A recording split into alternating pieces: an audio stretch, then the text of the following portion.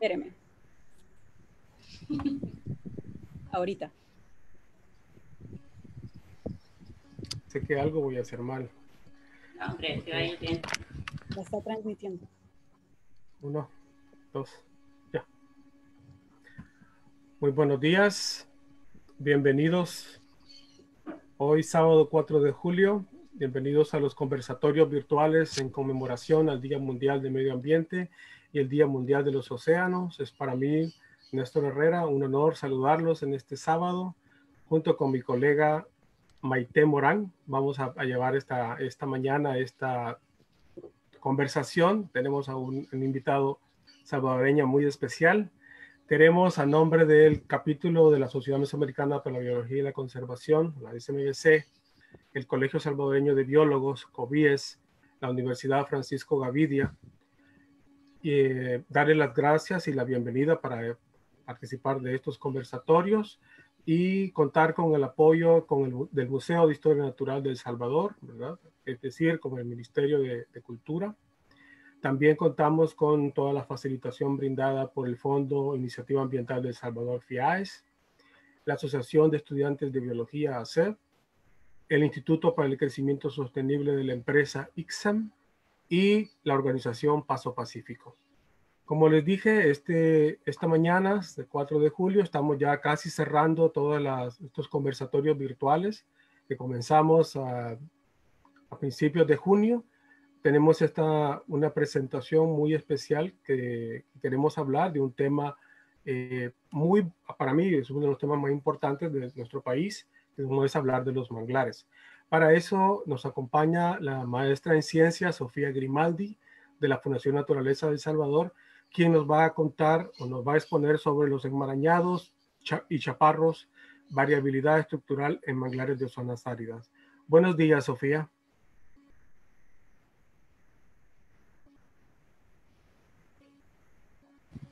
Ahí está.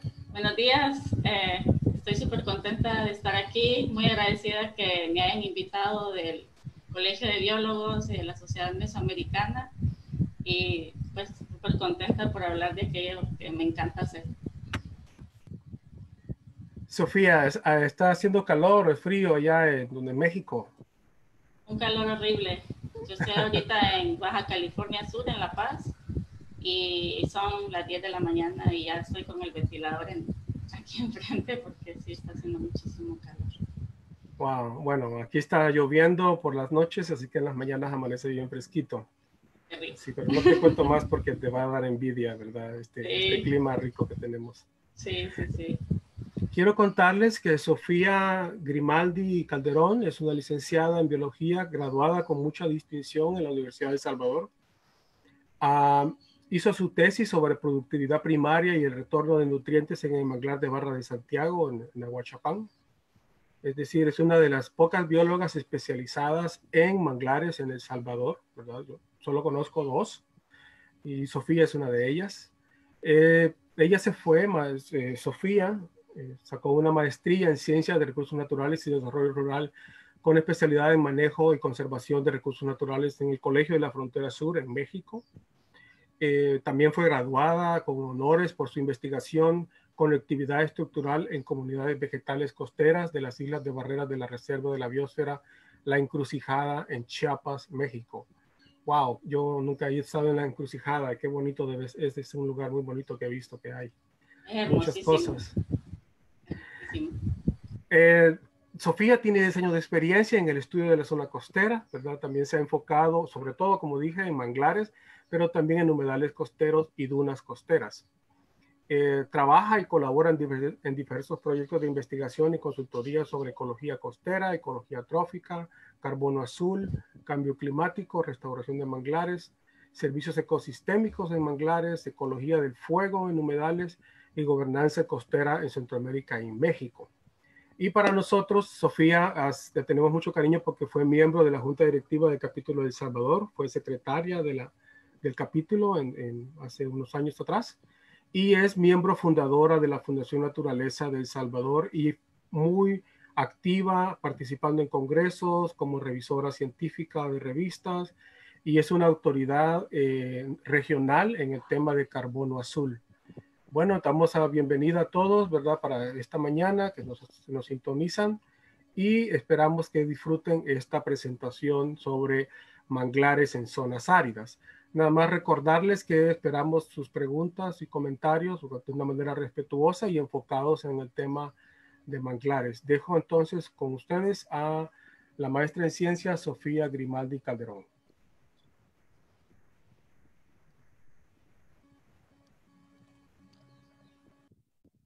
Bueno, gracias Néstor por esa presentación. Pues ya Néstor me presentó, soy bióloga salvadoreña, actualmente residiendo en el noroeste de México, en la península de Baja California, en La Paz. Y pues aquí pues también vine persiguiendo manglares, solo que muy diferentes a los que tenemos en El Salvador. Esta mañana les quiero contar un poquito sobre estos manglares tan peculiares que hay aquí en la Baja. Y yo pues titulé mi presentación Enmarañados y chaparros, variabilidad estructural en manglares de zonas áridas. Aquí esta foto que ven pues puede ser, ahí no sé si alcanzan a ver, estoy yo ahí, andaba ese día muestrando con otros colegas. Y así es como tenemos luego que muestrear aquí, no en todos lados, pero en muchos lados, así gateando, arrastrándonos, porque la verdad no sé ni cómo entramos a esos lugares. Y después el problema no es entrar, normalmente es salir. Ya dijo Néstor, este día vengo representando a la Fundación Naturaleza, de la cual soy miembro fundadora. Entonces, ¿de qué les voy a hablar un poquito esta mañana?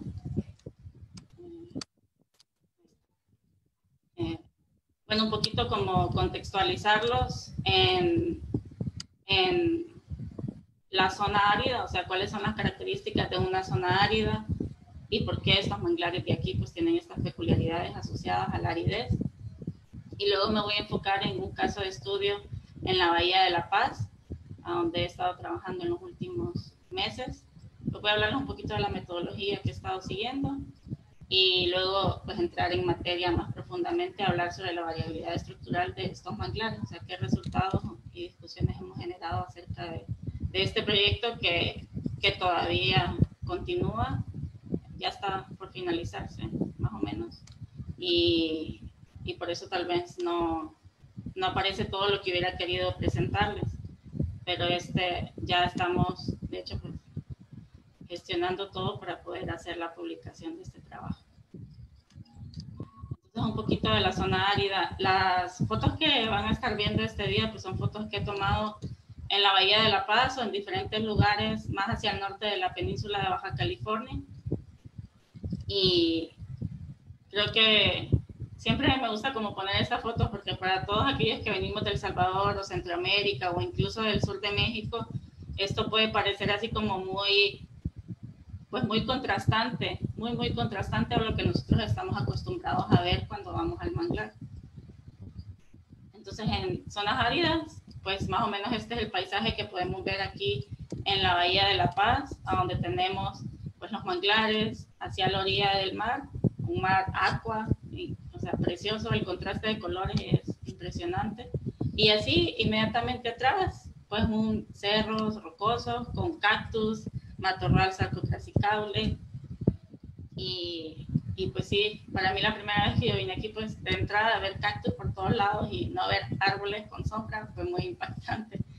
Entonces sí me gusta mucho el paisaje. Entonces, ¿cuáles son las características climáticas de las zonas áridas?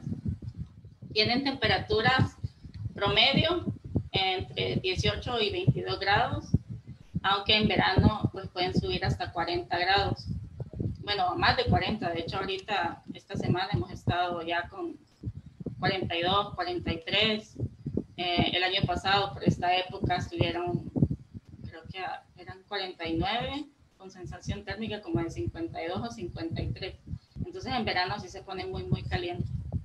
Y en general las precipitaciones anuales suelen ser, bueno, son inferiores a 200 milímetros, aunque pues ya sabemos que pues a nivel global el clima está cambiando y entonces aquí el clima se está viendo evidenciado como de mayor cantidad de huracanes al año, lo que puede traer en algunos años más precipitaciones de lo normal.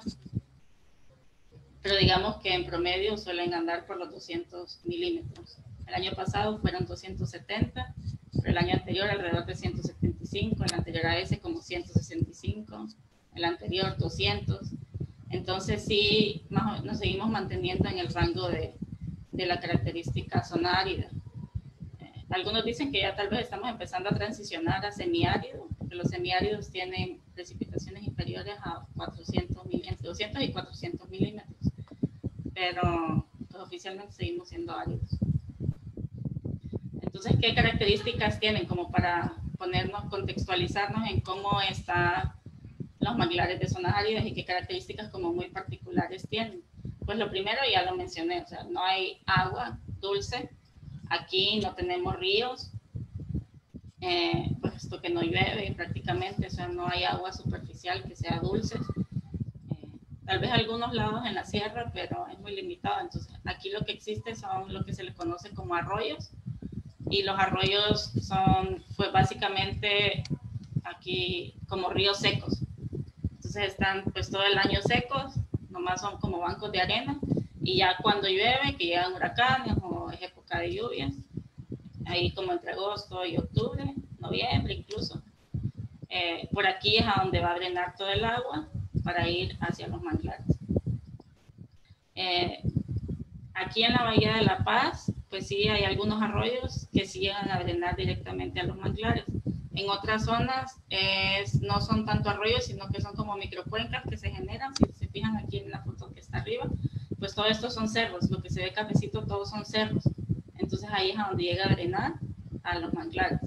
La particularidad que tienen estos manglares en general en la Bahía de La Paz, o prácticamente todos los manglares que están en la península, pero que pegan con el Golfo de California,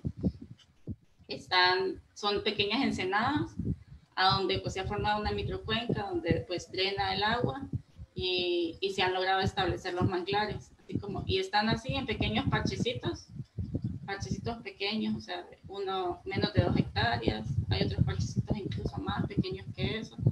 Entonces sí son así áreas muy pequeñas, nada que ver, por ejemplo, pensamos en Bahía de Jiquilisco, es una inmensidad de manglar cuando uno anda por ahí, y aquí no hay necesidad de andar en lancha ni nada, porque pues aquí uno entra caminando, el carro prácticamente llega hasta el manglar. Y también aquí otra foto como aérea que tomé desde un avión, es aquí en el Mogote, que es una barra arenosa que está justo enfrente de la ciudad de La Paz, y aquí pues también se ve en esta distribución como en parches. Siempre me gusta decir que pues desde que yo comencé a trabajar en manglares, pues desde que estaba en la carrera, desde que llevé con la maestra Galidia Tejada de Ecología de Manglares y Biología Marina, entonces ahí siempre leíamos nosotros el clásico de toda la vida, o sea, la ecología de manglares de Ludwig Sneijder. Y pues yo siempre lo tengo súper marcado, o sea, que ellos describen a los manglares que están como en franjas. En el borde la franja de Rizófora, luego la franja de la Uncularia y luego viene la franja de Avicenia. Pero pues estando en El Salvador, los que han tenido la dicha de andar en el manglar, eso nunca se ve, porque nosotros vemos el mangle negro pegadito al mangle rojo, o puede haber de ahí de repente mangle blanco. Sí hay zonas como que predominan monoespecíficas de cierta especie, pero no es raro ver, por ejemplo, una laduncularia que está ahí en la mera orilla, en el borde, pegadito a un montón de rizóforos. Y entonces yo en El Salvador nunca había visto estas franjas tan marcadas. No digo que tal vez no existieran, pero no estaban tan marcadas, en un bosque más mixto. Y aquí pues se ve así como aquí en esta foto aérea, o sea, tenemos el mangle de borde y el mangle negro o la Avicenia germinas en la parte como más de afuera del manglar, donde está más salado, y por eso es que ya está ahí. Y también cuando lo podemos ver así como en una vista así frontal, pues vemos así las franjitas en la parte más externa, este verde como cenizo del mangle negro, luego no sé si alcanzan a distinguir como un verdecito como más amarilloso, ese es la uncularia, y el verde más oscuro que se ve al fondo, esa es rizófora. Entonces, incluso así podemos diferenciar, o sea, ya con el ojo entrenado, pues vemos hasta el color de las hojas y decimos, ah, esta lo es cual. Pero también hay parchecitos como este que está aquí en medio abajo, a donde de repente pues sí se ven como un poquito más desarrollados, como tal vez pudiéramos encontrar en una zona tropical. Pero la particularidad pues es que aquí, como les decía, no llueve, no hay ríos, no hay nada, entonces el estrés al que están sometidas las plantas, estrés salino sobre todo, estrés hídrico, es muy alto. Encontramos, por ejemplo, no es raro encontrar, o sea, Vicenias, por ejemplo, miren, esto blanquito que se ve es sal, o sea, todo lo que la planta ha exudado y ha excretado de las sales que ella absorbió pues para tomar agua, digamos. Entonces sí, hay muchísima sal. Yo hasta que vine aquí, o sea, realmente la primera vez que yo estuve aquí hace muchos años, estaba sorprendida de la cantidad de sal que hay ahí. O sea, es literal un salero. Uno va con un mango y le echa sal y ya, ahí está. Porque sí es muchísima sal. Y también son enmarañados. Como pueden ver aquí, esto es una vista así muy clásica del matorral de manglar. Tanto este es un matorral mixto, predominante de Avicenia, pero aquí se ven estas hojitas de rizófora y también del rizófora. Y también es chaparro. Está pues, un mangle blanco de la uncularia, mangle rojo, y estos rizóforas también mangle rojo, que son como más chiquitos que yo. Entonces sí, estos son como paisajes que nos podemos encontrar. Entonces eso supone pues muchísimos retos para trabajar, porque en general no ha habido como que metodologías que sean desarrolladas específicamente para manglares. Todas han sido traídas de la ecología forestal. Y entonces tenemos, y por lo menos yo pues estaba acostumbrada a trabajar así en bosques, con árboles inmensos, acostumbrada a estar subiendo y bajando de las raíces del rizófora, y de repente venir aquí y ver este matorral, o sea, sí, no, está bastante complejo poder entrar a mostrar aquí. Entonces, pues también tienen que diseñarse metodologías que sean como muy particulares para trabajar este tipo de manglares, tomando en cuenta pues sus particularidades que tienen. En general, también como para contextualizar de esta zona, nosotros estamos, aquí está la península de Baja California, y si se fijan, pues está justo en el límite de distribución norteño de los manglares en el Pacífico Oriental. Tanto, o sea, hay como, digamos, como 3 límites de distribución: en la península del lado Pacífico, en la península del lado Golfo de California y, digamos, como más en el macizo continental en el lado de Sonora. Aquí, bueno, la distribución de los manglares pues viene dada por diferentes factores que han limitado su distribución, ya sea que límites de temperatura, como es el caso nuestro, aquí estamos, marcado con azul. Aquí pues el límite norteño por la temperatura del agua, que aquí ya está la isoterma, que a partir de más hacia el norte ya está demasiado fría el agua. A veces hay barreras terrestres, distancia, por ejemplo en el océano, entonces eso genera como muchas limitantes en su distribución. En nuestro caso pues viene dada por la temperatura. Aquí, a diferencia de en El Salvador, por ejemplo, solamente tenemos 4, acaba de reportarse una 4ª especie, pero principalmente digamos que está el Rhizopora mangle, el mangle rojo, Avicenia germinans, que es el mangle negro, y la Uncularia racemosa, que es el mangle blanco. En El Salvador tenemos otras variedades de Rhizopora y de Avicenia, y tenemos con mayor abundancia el Conocarpus erectus. Entonces voy a hablarles un poquito sobre qué hicimos, qué he estado trabajando en estos últimos meses. Pues aquí les quería poner como el esquema de muestreo que he estado trabajando, teniendo en el frente de agua, en la orilla del mar, he establecido parcelas que están viendo la zonación horizontal en el borde, o sea, para ver si hay diferencias en la zonación horizontal del manglar, o si son siempre las mismas especies, ¿ok? Y también, estoy viendo la zonación vertical. Entonces, hemos estado trabajando con parcelas en zonación horizontal, parcelas circulares. Ahorita les voy a decir como las características de las parcelas. Y casi siempre depende de cada parche de manglar que hemos trabajado, como que la cantidad de parcelas ha ido variando dependiendo de su tamaño y las condiciones que se presentan, también como de accesibilidad a los sitios, porque a veces quisiéramos contemplar como otros estratos, pero sí está como bastante complicado poder entrar a muestrear, porque está demasiado tupido y está como tan cerrado el matorral que pues tendría, yo creo que ni un niño puede entrar, o tal vez sí, pero como les digo, a veces sí se puede entrar, pero no se puede salir, o no se puede salir con mucha facilidad, o tal vez sin dañar al manglar. Entonces, por lo general, en zonación horizontal se han trabajado 4 parcelas distribuidas en el borde de agua de cada parche de manglar, y en la zonación vertical, dependiendo la amplitud que tiene el manglar, entre 2 y 5 parcelas, intentando abarcar como los diferentes, la idea pues es ver como los diferentes estratos que hay. ¿Cómo se diseñaron las parcelas? Pues hay un estudio que se hizo anteriormente acerca de, pues estudiaron diferentes tipos de tamaños de parcela y todo para ver cuál era como lo más adecuado para hacerse en este tipo de manglares que son tan peculiares. Entonces, ese estudio determinó que la parcela más eficiente,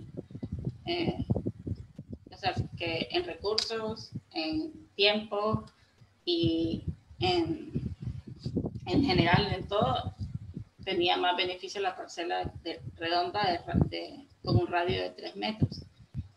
Esta parcela tiene un área aproximada de 28.7 metros cuadrados. Y aquí lo que hacemos es que medimos los árboles. Por ejemplo, si tenemos rizóforas o mangle rojo, les medimos su diámetro. Aquí, como les digo, son bastante pequeños, entonces diámetro a la altura del pecho, la mayoría de lugares se vuelve imposible. Entonces los medimos a 30 centímetros, de la raíz más alta, por supuesto. Entonces medimos todas las ramas a 30 centímetros utilizando un vernier, o se puede hacer también con una cinta de costurero.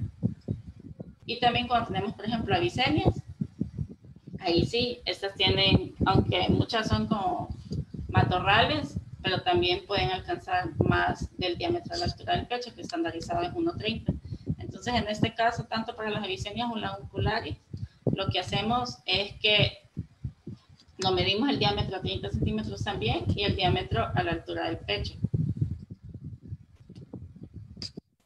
Y de ahí también medimos la altura de todos los individuos para ir después utilizando esos datos para diferentes cuestiones como de la estructura del manglar. Y entonces contamos los individuos que hay y también contamos los tallos que tiene cada individuo.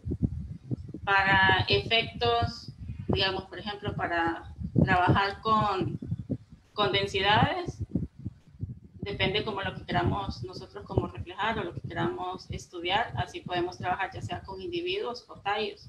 ¿Por qué estamos contando también los tallos? ¿A qué me refiero con tallos? Son todas las ramas que tiene el árbol, o el matorral en este caso.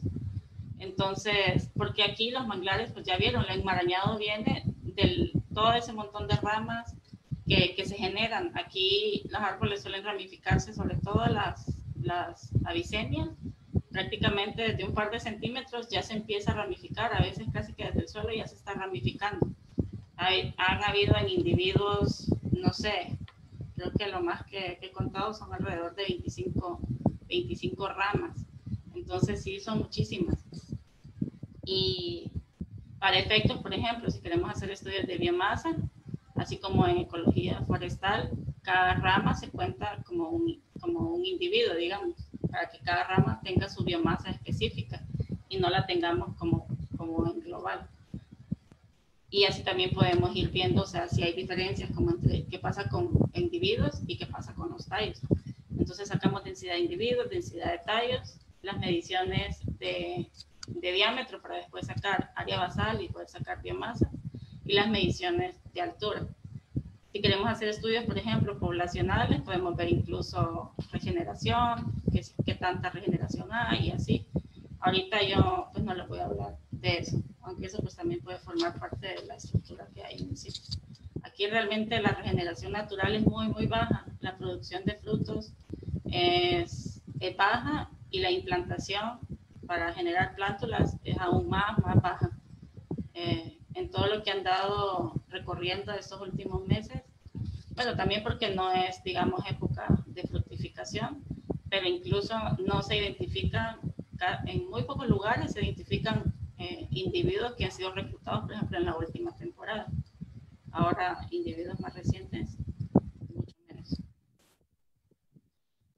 Entonces, ¿qué sitios estuvimos trabajando?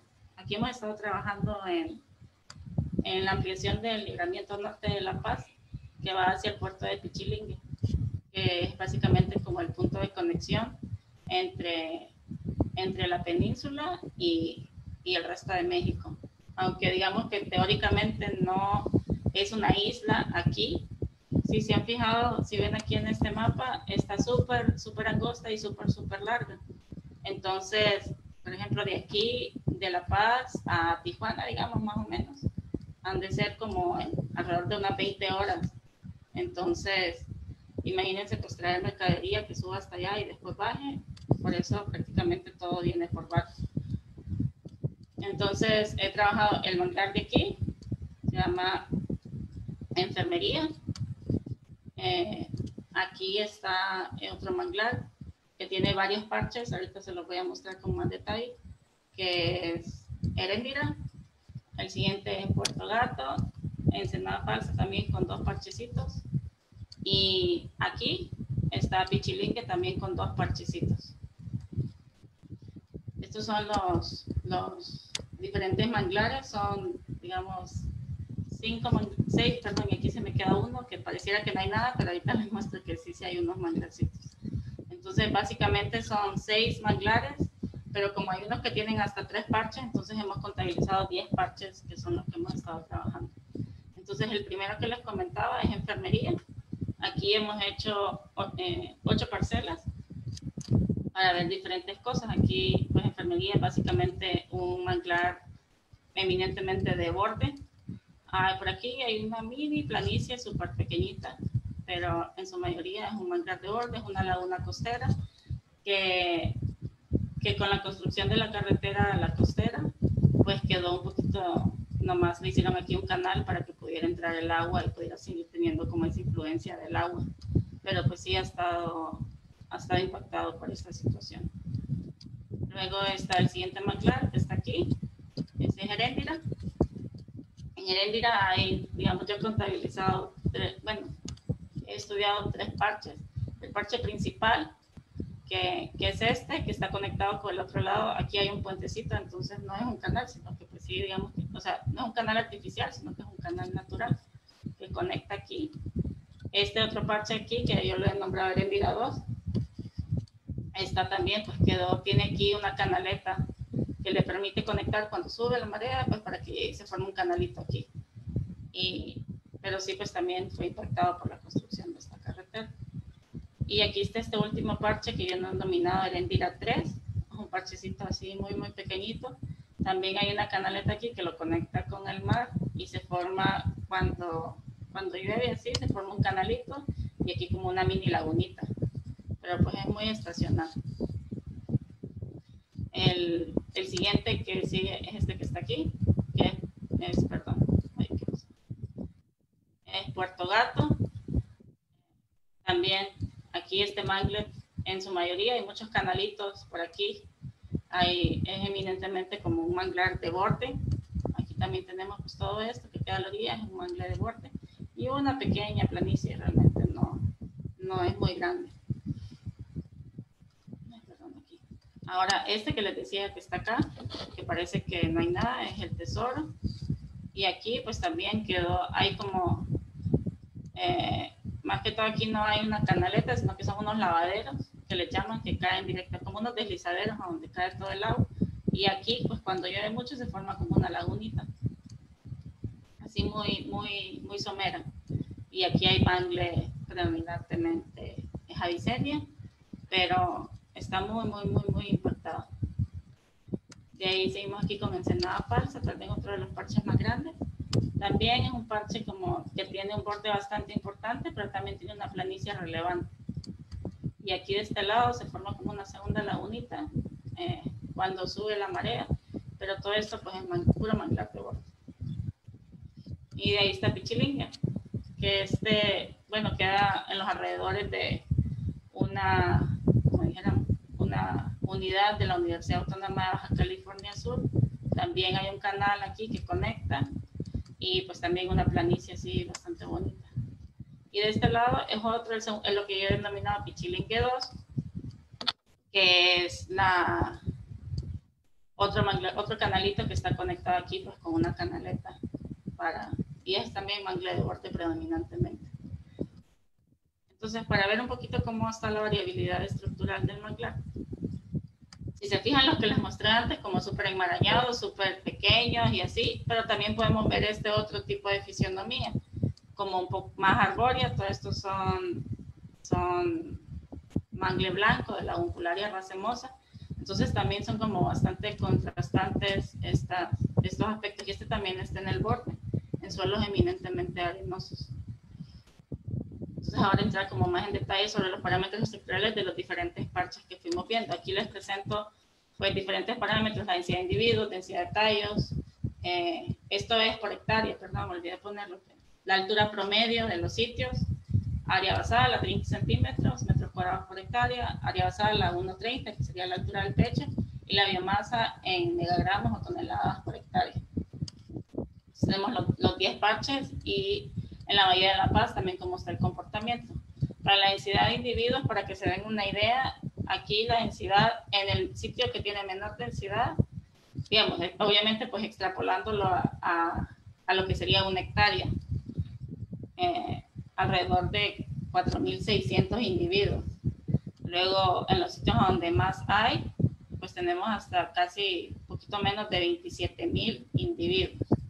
Entonces sí, son altamente densos. El promedio de la bahía, 17.700, 17.600.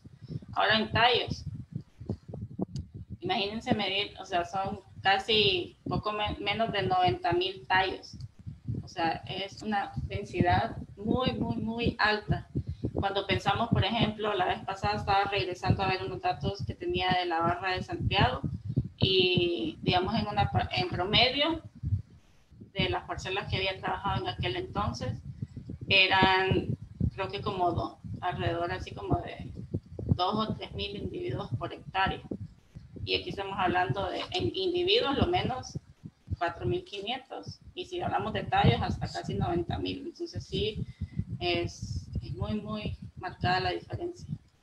Y las alturas también, tenemos alturas muy diversas. En promedio en la bahía casi 1,70, y en el lugar más donde está más bajo pues casi 1,20, y en Ensenada Falsa la segunda porción están como 3,5.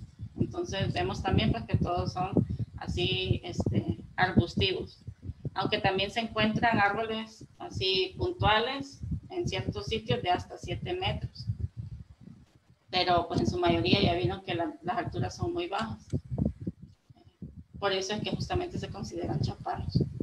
Áreas basales, pues entre la que tiene más, pues es la que tiene individuos más grandes, claro que van a ser más gruesos, 52 metros. Y el tesoro, que les digo que es el mangle más impactado de todos, que yo creo que ya dentro de poco, a ver si no desaparece, es la que tiene menos área basal. Y a la altura del pecho, pues también está en Heréndira. Hay unos parchecitos así como por el centro de la planicie que están muy grandes, y el que menos tiene es Enfermería. Ahora, para la biomasa, Heréndira, pues les comento que tiene estos árboles muy grandes, entonces es el que tiene más biomasa, y el tesoro el que menos tiene.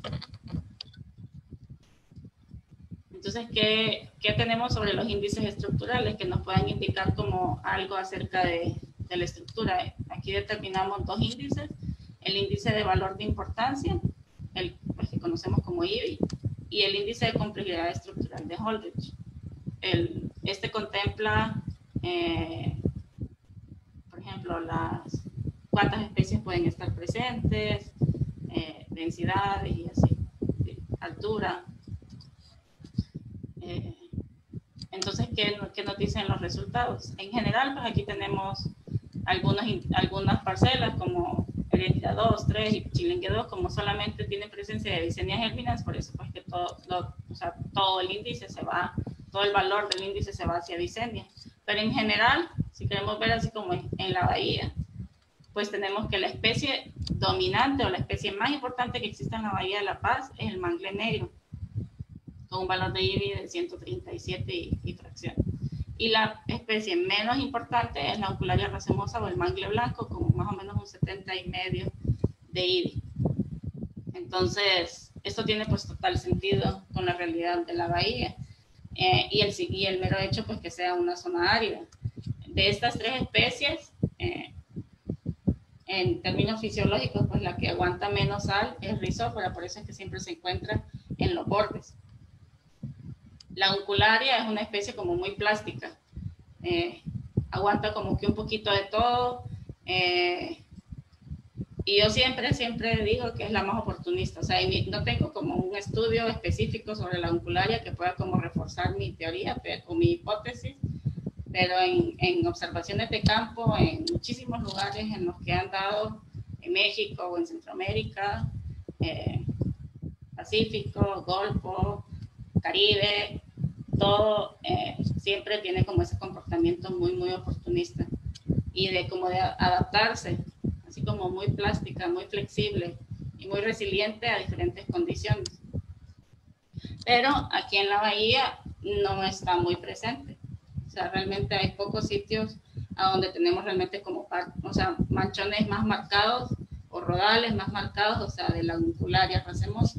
Por lo general, pues son como un poco individuos que están como más o menos aislados, que están aquí en los diferentes parches de manglar. En Avicennia, como les decía, pues con toda la lógica que esta es una zona árida, a donde pues llueve solamente en temporada de huracanes, y digamos que tal vez puede ser un aporte hídrico relevante, pero cae todo de un solo. Entonces no es lo mismo que caiga poquita agua, que caigan, por decirte, 300 milímetros, si es un año muy lluvioso, que caigan en diferentes, o sea, no sé, a lo largo de 4 o 5 meses, a que caigan casi esa cantidad en una semana. Entonces, ahí por eso es donde les decía hace un rato, pues que hay que tener, ojo en que sí tal vez está lloviendo más, digamos, en el número total, pero cómo es la calidad de esa lluvia que está aquí, de esa agua dulce que está cayendo. Entonces, pues aquí eso hace que sea una zona como muy salada, y Avicennia es la que aguanta más el estrés fisiológico. Y ahora la complejidad de Holdridge, pues nos muestra que obviamente el sitio del Tesoro, que es el más impactado, tiene menos complejidad, y Heréndira tiene mayor, Heréndira, el parche principal, tiene mayor complejidad, porque los otros parches no están con tanta complejidad estructural, particularmente el parche 3. El parche 2, a pesar que está impactado, sí tiene árboles bastante grandes, que todavía, pues como me imagino que incluso desde antes de la carretera, pues ya estaban como muy, muy grandes, muy establecidos. Eso hizo que ellos siguieran ahí a pesar de condiciones más adversas. Pero en general, en la bahía estamos alrededor de 13 en complejidad estructural. Ahora, ¿cómo están distribuidas también las clases diamétricas? Aquí les hago un gráfico donde les muestro diferentes clases diamétricas, cuántos tallos. Aquí lo trabajamos con tallos respecto a la biomasa aérea. Perdón, olvidé comentar que la biomasa aérea se calculó con la fórmula de Komiyama, utilizando pues las densidades de madera que están descritas en la literatura. Entonces, aquí hicimos la biomasa aérea con la ecuación de Comillan y vemos que pues tiene un patrón así como de, pues como una población joven que tiene muchos individuos muy pequeños y súper poquitos individuos más grandes. Aquí tal vez en las últimas dos categorías no se ven como el gráfico, pero si nos vemos, cada escala son de 5.000 tallos. Entonces, claro que pues son tan pocos que no es observable en el gráfico. Pero la biomasa también está como muy curioso porque en las categorías como más intermedias es a donde estamos viendo la mayor cantidad de biomasa. O sea, son muchos individuos jóvenes, pero su aporte a la biomasa global del sistema no es tan grande. Estos datos pues son globales. Entonces, y ya vemos que el aporte de los individuos, aunque son más gruesos, son tan poquitos que pues ya no están como identificables. Esto para clases diamétricas de 30 centímetros de altura. Ahora, ¿qué pasa a la altura del pecho? Más o menos el mismo patrón. O sea, muchos individuos pequeños, muy poquitos individuos grandes, y el grueso de la biomasa viene brindado como por las categorías intermedias. Aunque aquí las categorías como intermedias altas, digamos, tienen un mayor aporte que a 30 centímetros. Entonces también nos da un poquito como un indicativo de cómo se está comportando la población de aquí de la bahía. Cuando hay muchos chiquitos, pues sí, significa que ahí van, que sí de alguna manera pues tiene que haber reproducción. Es una población que está en crecimiento. Si fuera una población ya como muy vieja, nosotros veríamos pocos individuos pequeños, más individuos intermedios o tal vez incluso muy viejas, más individuos grandes. Es así como las pirámides poblacionales humanas. Lo mismo es con los árboles. Nomás que en vez de ver la edad, pues vemos el grosor.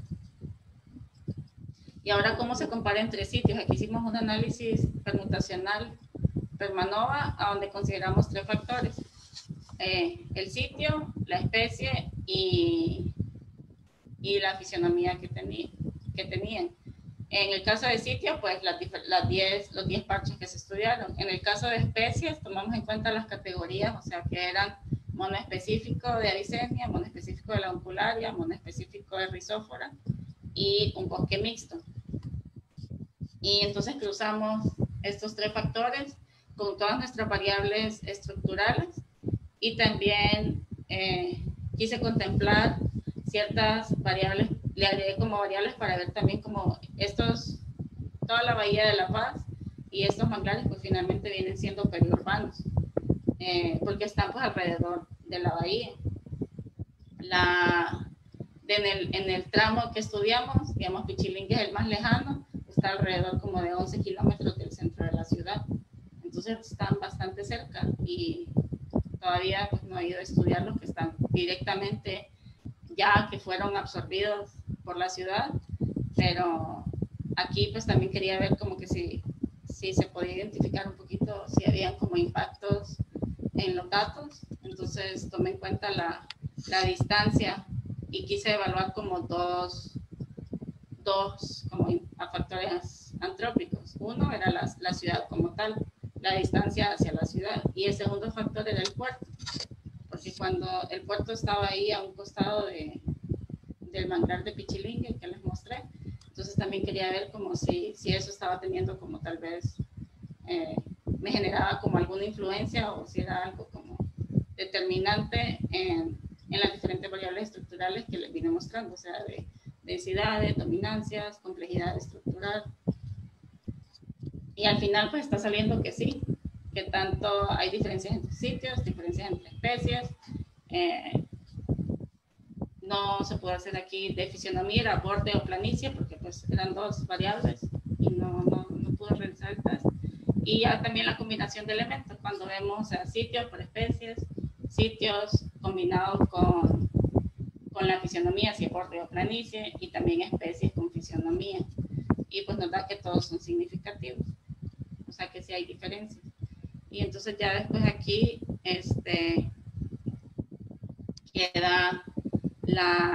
quería mostrarles este análisis como post-hoc que hicimos después, un análisis variado para ver qué tan similares eran pues los sitios entre ellos.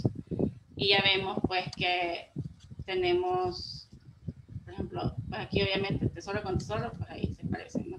Pero tenemos aquí diferentes, vemos que no están tan similares, porque ya que tengan, la mayoría anda cerca del 50%.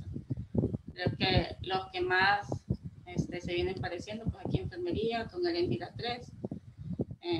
De los que menos se parecen, tenemos Puerto Gato con Heréndira, Heréndira también con Puerto Gato, Heréndira con Pichilingue.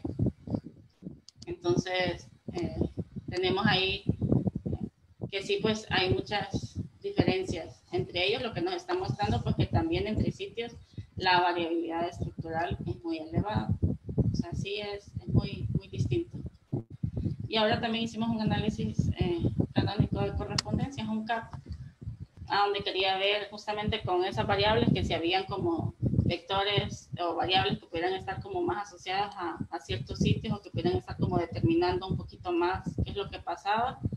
Y pues sí, pues son datos bastante variables.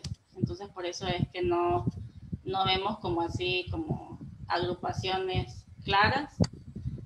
Lo que sí podemos ver, por ejemplo, que está como las parcelas o la especie. Perdón, aquí dice la densidad, la distancia de la ciudad. Entonces como que eso no pareciera, no está como muy claro. No ha quedado como tan bien, creo que tengo que meterle como que pulir un poquito más la base, pulir un poquito más los análisis para intentar ver, por aquí pareciera que no está incidiendo pues sobre las características de los sitios, sino que más bien pues tenemos individuos, tallos, alturas basales, biomasas, estas diferentes características estructurales que sí están incidiendo un poquito más. Pareciera que aquí, por ejemplo, sobre estos parches de aquí, de Puerto Gato, de Ensenada Falsa 2, por aquí no se alcanza a leer muy bien, pero es la distancia al puerto. Entonces, pues todos también pudiera ser que aquí, en esta parte, sí pudiera estar ejerciendo como alguna influencia, pero pues todavía hay que seguir puliendo, tal vez pulir un poquito más la base o pulir las variables para intentar ver específicamente pues cuáles son los determinantes más claros para los sitios. Y ahora para ver con las especies. Y pues están, como les decía, los diferentes que se consideraron: bosque monoespecífico de Avicenia, bosque mixto, donde habían diferentes, o sea, ya fuera Rhizophyra la uncularia Avicenia o las tres juntas, monoespecífico de Rhizophyra y monoespecífico de la uncularia. Y aquí pues sí ya se ven como agrupaciones más, algunos como más condensados, como por ejemplo las Rhizophyras, que se encuentran como bajo las mismas características y como que son un poquito más adaptables a diferentes características, como Avicenia, perdón, mi batería, como Avicenia y la uncularia. Y la uncular, perdón, Avicenia y el bosque mixto.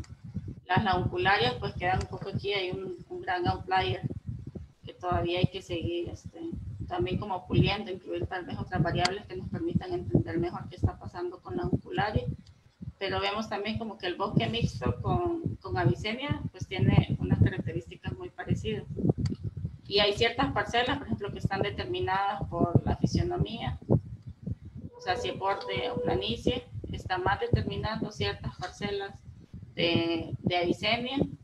Por ejemplo, aquí vemos Rhizophyra y tenemos aquí pues distancia al puerto, parecía ser que es como una variable, y de ahí tenemos aquí otro parche de bosque mixto y de Avicenia, porque tiene muy relacionado pues a la biomasa, o área basal obviamente, porque pues, están relacionadas entre sí. Entonces también ya vamos viendo pues que sí, también hay, que por las especies pues se encuentran, como les decía, Rhizophyra, como se ve más concentrado, pues que sí depende de ciertas condiciones que son más similares en los diferentes parches. En cambio, Avicenia y la uncularia como que tienen condiciones más variables. Entonces, para ir finalizando, pues aquí unas cuantas conclusiones, realmente pudiéramos decir muchísimo más. que los manglares de zonas áridas pues son muy particulares por la situación ambiental, en las condiciones ambientales en las que se presentan. Ya les explicaba pues, a lo largo de la presentación que hay pues muchos estreses fisiológicos, principalmente pues asociados al estrés hídrico, y entonces esto ha hecho que las plantas pues tengan que adaptarse a esta situación, y que en su fisiología ellos hayan tenido que desarrollar una alta eficiencia, pues usen el uso de los nutrientes, pero en general en el uso de sus recursos para poder funcionar al mismo nivel, por ejemplo, que otro tipo de manglares como tropicales, que están bajo un estrés fisiológico muchísimo menor, y que hay una gran variabilidad estructural, o sea que es muy evidente entre los diferentes sitios, relacionada pues a diferentes factores. Ya vimos que pues tiene que ver ahí también la fisionomía, tienen que ver la agregación de especies que se están poniendo. Vamos a seguir indagando un poquito más acerca de los factores ambientales, que también pudieran ser como los más determinantes en estos sistemas, para intentar ver, o sea, en otros sitios pues se ha detectado que, bueno, la salinidad obviamente, pero que también el ORP, que es el potencial de oxidorreducción, están jugando un papel muy importante en la distribución de las especies. Entonces, pues hay que seguir indagando. Ya tenemos, creo que son como más de 20 piezómetros instalados que estamos monitoreando desde hace algunos meses. Y pues ya teniendo esta herramienta también nos va a permitir entender un poquito mejor qué pasa con el agua dulce cuando cae, y qué tan duradero es su impacto en los manglares. Y pues también otra conclusión, pues que al ser manglares periurbanos y al analizar la potencial influencia de la ciudad o del puerto de Pichilingue, pareciera, como les decía hace un rato, como que no hubiera una influencia directa, pero pues todavía hay que seguir analizando un poquito más, o sea, no puedo yo concluir directamente, por eso digo pareciera, porque todavía pues tenemos que verlo como más integral e ir viendo pues e intentar pues lograr identificar así pues cuáles son estos controladores que puede haber en los sistemas de manglar en esta zona árida. Y pues eso es todo. Muchísimas gracias. Aquí dejo mi correo por si alguien gusta contactarme, con muchísimo gusto. Voy a estar muy contenta de recibir sus correos y de contestarles. Y pues aquí quise mostrarles esta foto al final porque esto fue de mi primer viaje a La Paz hace como 7 años casi. Y creo que tal vez fue una de las partes que hizo que me enamorara de estos manglares, porque aquí uno viene y es gigante. Es un gigante. Porque está en un bosque de enanos, entonces te hace sentir como gigante. Muchísimas gracias.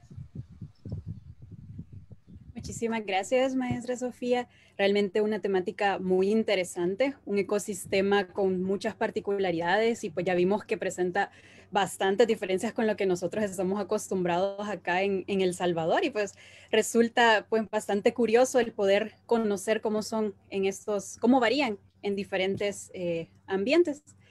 Tenemos una serie de saludos que me gustaría hacer, en especial pues a una persona que ha estado pendiente de todas nuestras charlas desde que iniciamos, así que saludos especiales para Elvia Raimundo, una persona que ha estado constantemente en todas nuestras charlas. Saludos también para Alberto González, tenemos también para Quique Escobar, también he estado bastante pendiente de nuestras charlas. De igual manera, pues hay un par de preguntas que te voy a pasar ahorita. Bueno, Quique Escobar nos dice: buenos días, Máster Grimaldi. Muy interesante su presentación. En el caso del mangle chaparro, ¿qué comienza su ramificación a partir del suelo? ¿Cómo realizan la medición del DAP? Bueno, creo que lo mencionaste, pero quizás hacer una recapitulación de esto. Bueno, primero no hay necesidad que me digan maestra, no me puso Sofía. Okay. Pues sí, realmente, como decía, o sea, realmente hacemos 2 mediciones, y dependiendo de la especie que se tenga. Si estamos hablando de Rhizophrya mangle, el mangle rojo, entonces ahí vamos a hacer la medición en la raíz más alta A partir de ahí buscamos que ya no haya, que haya ramas donde ya no salgan raíces adventicias, y en ese punto contamos 30 centímetros para medir. Claro que seguramente, pues si Quique es biólogo y ha llevado ecología, pues ya sabe de que, por ejemplo, si los 30 centímetros te caen justo en el nudo, pues tienes que medirlo abajo. O si está torcido, pues ahí hay como que varias cositas que luego, como pequeñas variaciones que no son pues tan dramáticas, pero sí hay que considerarlas. Y cuando el caso, por ejemplo, de la Vicenia y de la uncularia, que se empieza a ramificar desde abajo, entonces se miden todas las ramas. Por ejemplo, si tiene, no sé, me estoy inventando 10 ramas, entonces esas 10 ramas las medimos desde el suelo, contamos los 30 centímetros y como quisiéramos un corte. Y ahí, en todas las ramas que se cortan, ahí se mide, tomando en cuenta, por supuesto, pues que a veces hay pues ramitas que están a veces tal vez ya secas, esas no se cuentan, o ramitas que tal vez están como muy delgaditas y se ve como que, así como muy coloquialmente, como que no han amacizado, entonces tal vez esas como que uno va teniendo ahí como un criterio, que sean pues ramas permanentes. Y también se mide a la altura del pecho, a 1,30. En muchos casos, pues solamente, por decir, te van a ver, no sé, 10 ramas a 30 centímetros y tal vez nomás 2 que llegaron a 1,30 y que van a estar así delgaditas. Entonces también hacemos otra vez a 1,30, la altura del pecho estandarizada, otro corte, y todos los que alcanzan esa altura, pues ahí ya lo medimos. Ok, excelente. Nestor Herrera pues, nos pregunta, ¿cómo evalúas los programas de restauración de manglares en El Salvador? Muchas veces no evalúan los flujos de agua y parámetros físico-químicos. Sí, fíjate que no he tenido conocimiento de tantos. He visto que, por ejemplo, en Navarra ha estado muy interesante el trabajo que han estado haciendo, experimentando con diferentes técnicas. He visto que han hecho chinampas y otras con REM, restauración ecológica de manglares. Y se me hace que está como muy interesante esta experimentación, porque cada sitio pues puede tener una técnica que le va a funcionar mejor que otro. O sea, sé que es como un discurso que tal vez mucha gente que trabaja con muchos ecosistemas dice, porque cada sitio es particular y que todos queremos vernos que nuestro sitio es el más especial, pero sí es cierto. O sea, y en manglares a veces las condiciones son muy importantes. Sí, me he fijado pues que el TIAES fomenta mucho esta técnica del REM, que está bien, pero no es como la única. Y sí, pues lo que hay que siempre considerar en manglar, y sobre todo allá, pues es el flujo hídrico. O sea, donde no llega el agua, no se va a implantar la planta. Y muchas veces no gastan muchísimo dinero en hacer reforestaciones, digamos que más o menos forzadas, a donde pues quieren irse, tal vez un poquito críticos si me están escuchando, perdón, pero a veces pues nos vamos a tomar la foto que sembramos, no sé, miles de plantas, y al par de años no les dimos mantenimiento, entonces eso pues se echó a perder y todo ese dinero se tiró a la basura. Cuando yo siempre digo, o sea, por ejemplo, el REM está muy bien porque vos restableces el flujo ecológico, el hídrico sobre todo, que el flujo hídrico es lo más clave, y estableciéndose el flujo hídrico, la planta va a llegar solita. O sea, no hay necesidad de, bueno, sí puedes darle como tal vez comenzar sembrando algunas plántulas, entonces eso también, plántulas que la misma gente ha crecido, entonces también eso puede ser como una alternativa económica para la gente de tener sus propios viveros como huerto casero, pero de manglar. Y la planta puedes sembrar algunas y el resto de planta llega sola. En otros lugares que conocí, por ejemplo, gente que ha trabajado en restauración en Salinas, me sorprende muchísimo que no midan los parámetros y que no hagan estudios de las características del suelo. Y no, a veces miden agua superficial, pero el agua superficial no es relevante. La que es relevante es el agua intersticial, que tenemos que ver, que es el agua que está a nivel de las raíces, que son las que las plantas van a jalar. A veces a nivel superficial, tal vez no tiene una salinidad tan alta, no sé, 40, pero ya baja a 50 centímetros y ya está a 70, 75 o más. Entonces, claro que ahí va a ser más difícil y no podemos sembrar ahí un mangle rojo. A fuerza tenemos que venir a sembrar un mangle negro, o en el peor de los casos, tal vez un mangle blanco, que a ver si aguanta, pero no estamos seguros. Entonces, pienso que esa parte, por ejemplo, el simple hecho de implementar mediciones de agua intersticial, no hay que tener tampoco un multiparámetro súper carísimo de $2,000. Puedes comprarte un refractómetro de campo, te cuesta, no sé, $150, $200, y eso va a ser una diferencia muy, muy significativa, pienso yo, en el éxito de los proyectos de reforestación o restauración. Claro, es necesario considerar pues una serie de condiciones para que los proyectos al final pues sean exitosos, ¿no? Sí, sobre Néstor, todo pues, para no tirar el dinero. Justamente. Bueno, Néstor Herrera hace un comentario también y dice, he visto zonas internas en Barra de Santiago y Bahía de la Unión, manglares enanos y zonas secas. Sí. Cuando la marea es alta en las zonas inundadas, estas mantienen poca agua y son muy ricas en aves limícolas. Muchas de estas zonas han desaparecido por el establecimiento de camaroneras y mineras. Es uno de los problemas que tenemos actualmente acá en El Salvador, que están pues, depredando nuestros manglares. Pues ha habido muchos, nomás sobre eso, a veces pues los mangles enanos se dan por diferentes variables. Por ejemplo, recuerdo el caso particular que había en la Barra, la isla La Chasca.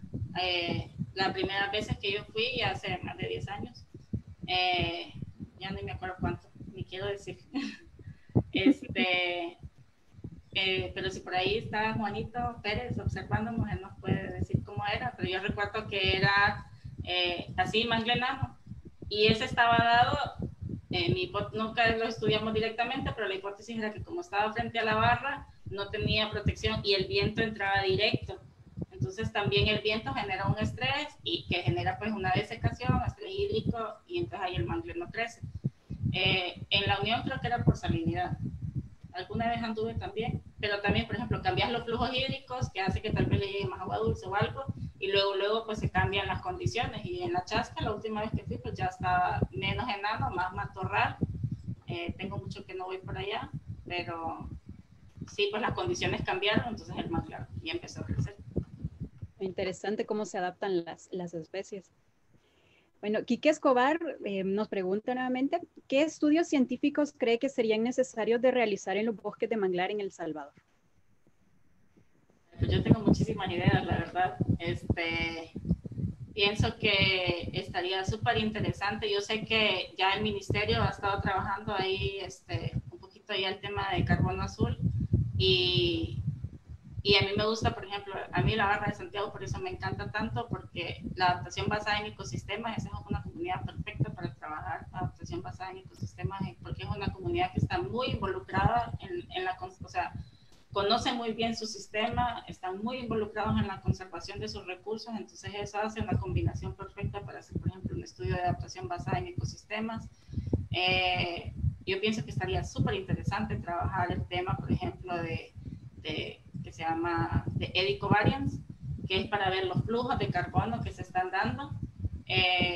Pues ahí la verdad es como un poquito complejo explicarlo, ni yo como que tal vez tuviera las palabras para explicarlo, pero también es para ver los flujos, o sea, tienen torres que miden los flujos, ya sea que suben o bajan al manglar, y entonces eso ayuda para ver como qué tanto carbono realmente se está asimilando, o qué tanto, por ejemplo, incluso puede hacerse estudios de suelos para ver la liberación en metano y poder hacer un balance correcto del presupuesto de carbono que tiene cada sistema. Eso se me hace interesantísimo poderlo ver, y muchísimas cosas. Yo ahorita últimamente como que otra vez estoy regresando a querer trabajar como ecología como funcional y ver justamente como a nivel, por ejemplo, morfológico o a nivel anatómico, cómo se están adaptando las plantas progresivamente a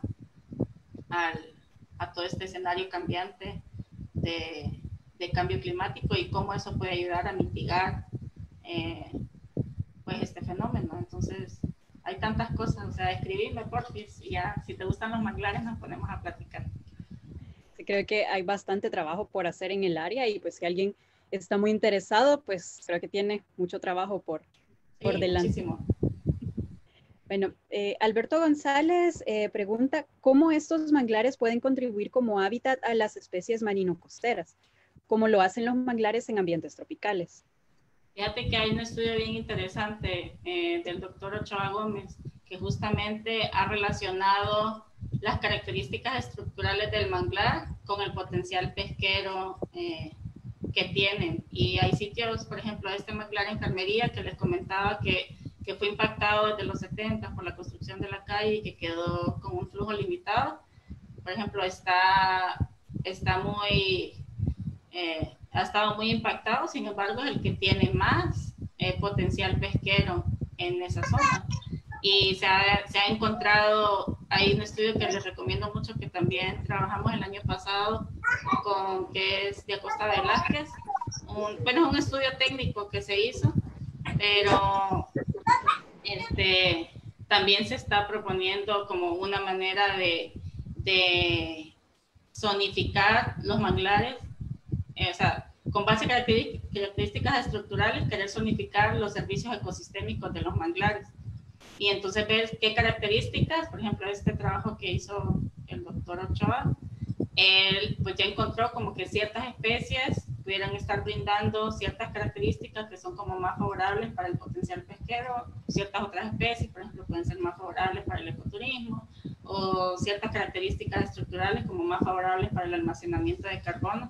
Y está súper interesante eso que ha estado trabajando ese grupo. Ahorita no sé en qué andan, pero creo que siguen en eso. Buenísimo, realmente muy interesante. Quiero dar un saludo también a Melanie Sánchez, que nos dice muy interesante todo, como tú dices, distinto a nuestros manglares en El Salvador. Saludos también a Cristian Puquirre, dice saludos Sofi.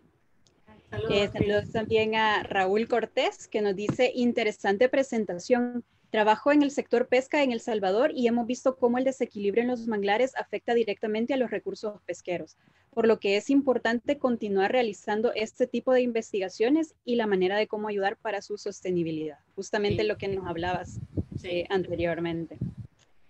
Saludos también a Heriberto Torres, nos hace una consulta y dice, ¿qué fauna asociada se encuentra en este tipo de manglar? Pues invertebrados como los clásicos, los violinistas, los ucas, también pueden hacerse estudios súper interesantes con ucas para ver la zonación también con base a la salinidad de las especies, o incluso zonación vertical. Ya de hecho otro compañero salvadoreño que anda por aquí, Alejandro Leites, él estuvo trabajando con Aratus pisoni, o sea, con un cangrejo arborícola de manglar, súper interesante también lo que él estuvo trabajando.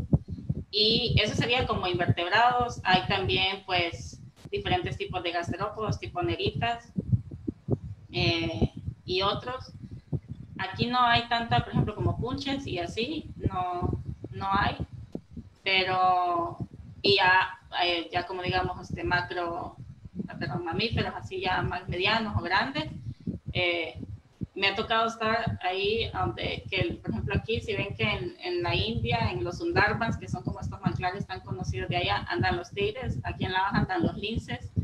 No me tocó verlo a mí, pero andábamos una vez con un colega y a él pues estábamos ahí, y yo en lo que volteé ya se había ido el lince, pero ahí estaba. Y aves, numenios, garzas, mapaches, que es el clásico habitante del manglar. Aquí luego andan también zorritas, coyotes. Normalmente juega un papel muy importante para diversas especies, invertebrados y vertebrados. Saludos también a Raúl Cortés, que te manda saludos desde Santa Ana. Saludos, Raúl. Nos comenta Elvia Raimundo. Me interesó mucho esta ponencia, pues yo trabajé por varios años en la Bahía de Jiquilisco en un proyecto que incluía la conservación de manglar. Felicitaciones, Sofía, por tu ponencia. Gracias, Elvia. Fiel oyente de nuestras charlas. Sí, qué bien. Y pues, con eso damos por finalizado la sección de preguntas.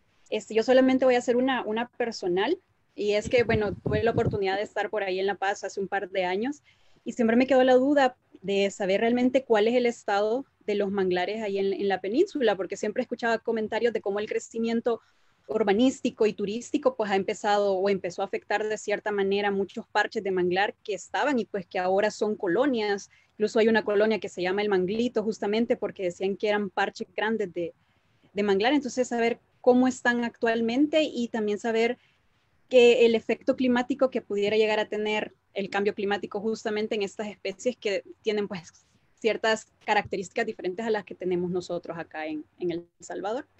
Fíjate que así como estuvo trabajando Giovanni Ávila Flores, justamente él en su maestría, y ahora ya no supe si terminó su doctorado, creo que si ya terminó o está por terminar, está estudiando la conservación, el estado de conservación de los manglares, pero ciertamente, como mencionaba en algún momento, son manglares periurbanos aquí en la Bahía de La Paz. Los que yo he estado trabajando en los últimos meses, digamos que están como ya más alejados del mero impacto de la ciudad.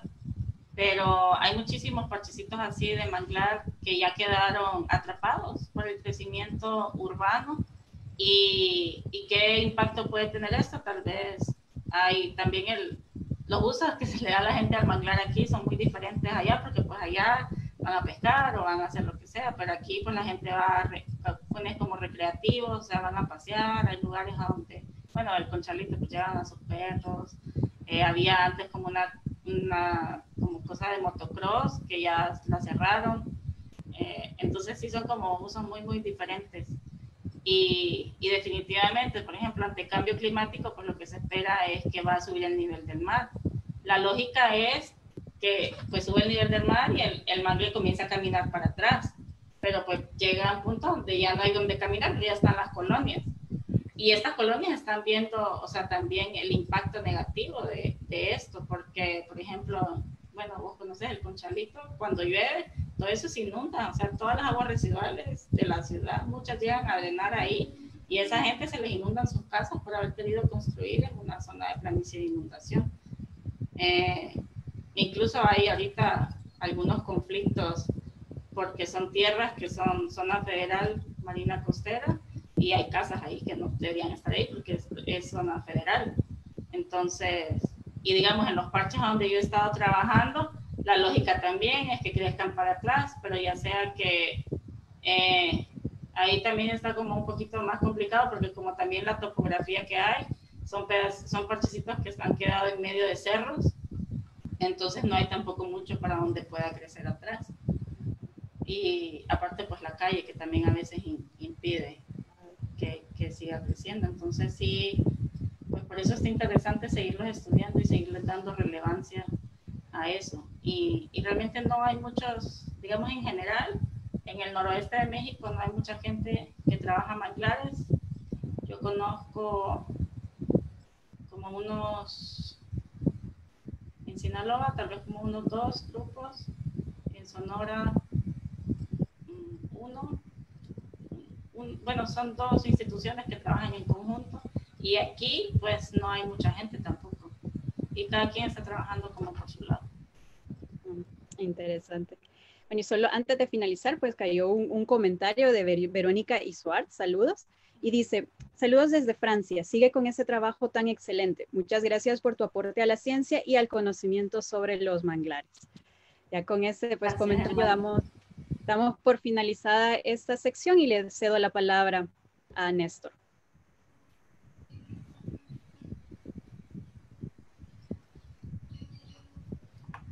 Y Néstor no quiere aparecer. Bueno, sí, yo iba a hacer el último comentario de la señora que te saludó desde Francia. Bueno, Sofía, antes de darte las gracias por finalizar esta conferencia, solo hacerte un comentario. Quisiéramos, si quieres comentarlo en esto, yo creo que este no es el foro. Hay un doctor, hay un señor de Jonathan Ochoa Gómez que estuvo haciendo una serie de comentarios durante la conversación, ¿verdad? Aduciendo que tú le habías plagiado información y esas cosas. Yo entiendo que esas son situaciones muy delicadas, ¿verdad? Y complicadas, y se ve toda mi ropa ahí, ¿verdad? En el closet abierto. Pero a mí me ha pasado lo mismo, a mí me han acusado un par de veces de plagiar información y yo estoy consciente que no ha sido así. Y estoy segura, yo te conozco a ti, yo sé cómo eres, claro, la persona que tú eres. Probablemente todo es una confusión del doctor Ochoa o a saber, yo no conozco el contexto, pero si tú quieres comentar algo al respecto, pues está el micrófono abierto para eso. Claro, muchísimas gracias Néstor por hacérmelo saber. Yo le tengo muchísimo respeto al trabajo del doctor Ochoa Gómez que ha desarrollado aquí en la Baja California. Ha sido realmente él, pues, casi que pionero en el desarrollo de de lo que se tiene del conocimiento de manglares de esta zona. Y por eso varias veces, como comenté, de sus trabajos, porque se me hacen sumamente relevantes para la temática. Sin embargo, pues en ese tema del que él está hablando, creo que está un poquito confundido. Y él pues ha confundido dos cosas que no tienen nada que ver, porque lo que yo colaboré con él en el pasado es totalmente distinto. Hicimos como borrón y cuenta nueva a lo que yo estoy trabajando actualmente.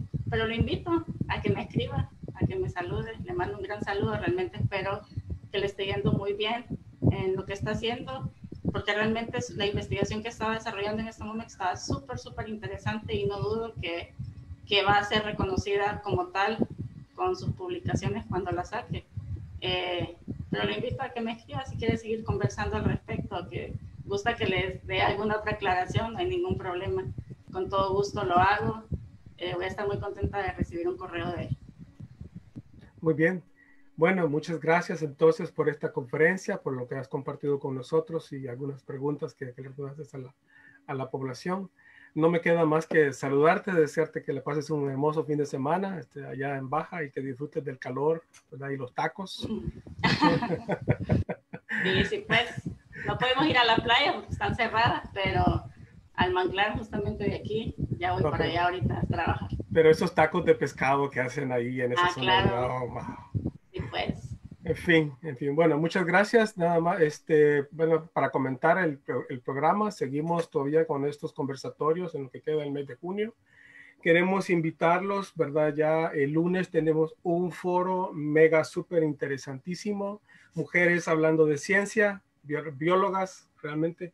Hablemos sobre investigación científica en arrecifes del Salvador, ¿verdad? Siempre con todos nosotros involucrados, la maestra Johanna Segovia, ¿verdad? Junto con un pool de jóvenes biólogas, ¿verdad? Graduadas, algunas están por graduarse con un pie con el diploma en la mano y otro todavía no. Entre ellas Gina López, Gilma Guerra, Fernanda Ramos, Gabriela Montes, Sofía Solórzano y Alejandra Trejo. Así que los invitamos este próximo lunes 6 de julio a las 10 de la mañana en El Salvador, 11 de la mañana en México y 1 de la tarde en Argentina, para que nos sigan y participen de este magnífico foro que tendremos. Es todo por hoy. Les deseamos un feliz sábado. Que la pasen muy bien. Cuídense.